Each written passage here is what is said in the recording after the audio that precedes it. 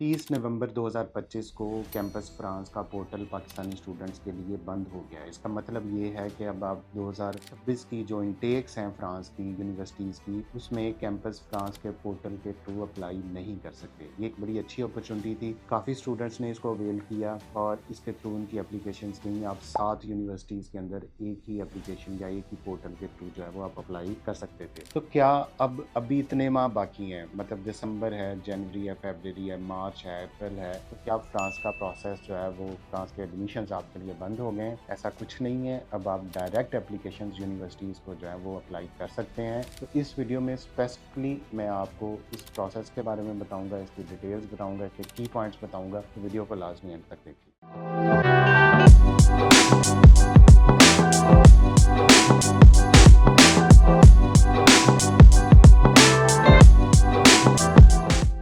जी, video को पूरा देखने के बाद अगर आपके माइंड में स्टिल कोई क्वेश्चन आता है तो वीडियो के नीचे कमेंट करें, वहाँ पे मैं खुद रिप्लाई करूँगा। इसके अलावा अगर आप यूरोप का या यूके का या आइल्स के हवाले से कोई फर्दर इन्फॉर्मेशन लेना चाहते हैं, अपना स्टडी वीज़ा प्रोसेस करना चाहते हैं, तो वीडियो के ऊपर जो नंबर आ रहे हैं यहाँ पे कॉन्टैक्ट करें, हमारी टीम आपको ज़रूर रिप्लाई बैक करेगी। अब हम बात करते हैं कि फ्रांस में वीज़ा प्रोसेस या फ्रांस का स्टडी वीज़ा प्रोसेस कैसे होता है। इस टाइम पे कैंपस फ्रांस जो है वो क्लोज हो चुका है। आप यूनिवर्सिटीज़ पे जा सकते हैं, उनके पोर्टल्स पे, जैसे पेरिस सैक्ले होगी, HEC पेरिस हो गया, पेरिस टेलीकॉम हो गया, आईपैक हो गया, एपिटा हो गई, ESE क्लेरमोंट हो गई, यूनिवर्सिटी ऑफ लियोन हो गई। तो तकरीबन फ्रांस में जो 72 इंस्टीट्यूट्स हैं स्टडी के हवाले से, उनमें हर इंस्टीट्यूट ऑलमोस्ट आपको डबल जो एप्लीकेशंस या आपको डायरेक्ट एप्लीकेशंस की ऑप्शन देता है। कुछ प्रोग्राम्स हैं जो सिर्फ कैंपस फ्रांस के थ्रू अप्लाई होते हैं, उनकी डेडलाइंस आपके लिए गुजर चुकी हैं, लेकिन इस टाइम पे भी आपके पास काफ़ी ज़्यादा ऑप्शंस अवेलेबल हैं। आप कंप्यूटर साइंस में जा सकते हैं, आप मैनेजमेंट में जा सकते हैं, आप सोशल साइंसेज में जा सकते हैं, आप बायोलॉजिकल साइंसेज में जा सकते हैं। तो सारी की सारी ऑप्शंस जो हैं वो आपको यूनिवर्सिटीज़ के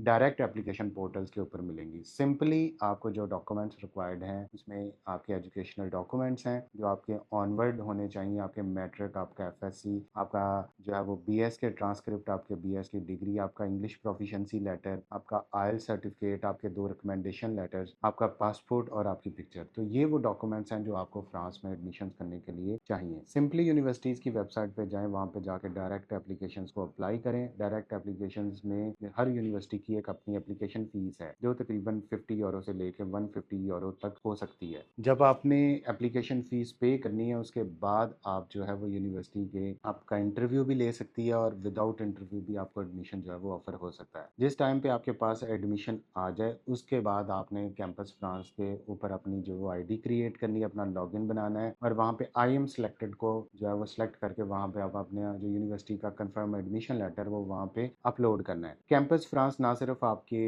जो आपने खुद एडमिशन लिया उसको वैलिडेट करेगा, बल्कि आपकी ट्यूशन फीस जो आपने यूनिवर्सिटी को पे की हुई, उसकी भी एक तरह की आपकी जो है वो वैलिडेशन होगी कैंपस फ्रांस के सर्टिफिकेट्स के थ्रू। तो ये वो प्रोसेस है जो अब आगे ऑनवर्ड दिसंबर से जनवरी या फरवरी में बच्चे जो है वो अडॉप्ट करेंगे फ्रांस में स्टूडेंट वीज़ा के हवाले से। और हमने लास्ट ईयर तकरीबन तकरीबन जो है वो मार्च, अप्रैल, मई में भी बच्चों के एडमिशन्स करवा के उनको फ्रांस में ईजिली जो है वो सितंबर इनटेक में अकोमोडेट किया था। तो आपके पास एक बड़ी अच्छी ऑप्शन है और बड़ी अभी भी फिजिबल ऑप्शन है कि आप फ्रांस को जो है वो सिलेक्ट कर सकते हैं। फ्रांस में अगर हम बजट की बात करें तो तकरीबन तकरीबन इस टाइम पे आपको बजट में तकरीबन 25 से 30 लाख का बजट रिक्वायर्ड है। बैंक स्टेटमेंट की बात करें तो तकरीबन 40 लाख की बैंक स्टेटमेंट रिक्वायर्ड है। आपके स्पॉन्सर की भी बैंक स्टेटमेंट चल सकती है। स्पॉन्सर आपका फादर हो सकता है, आपका कोई भी रिलेटिव हो सकता है, आपका ब्लड रिलेशन ना हो, आपका फ्रेंड भी जो है वो आपको स्पॉन्सर कर सकता है। तो लेकिन अगर आपने अपना एक प्रॉपर केस प्रेजेंट करना है यूनिवर्सिटी को या आपने एम्बेसी को, तो उसमें आपके डॉक्यूमेंट्स की जो है वो क्लैरिफिकेशन बहुत अच्छी होनी चाहिए। आपका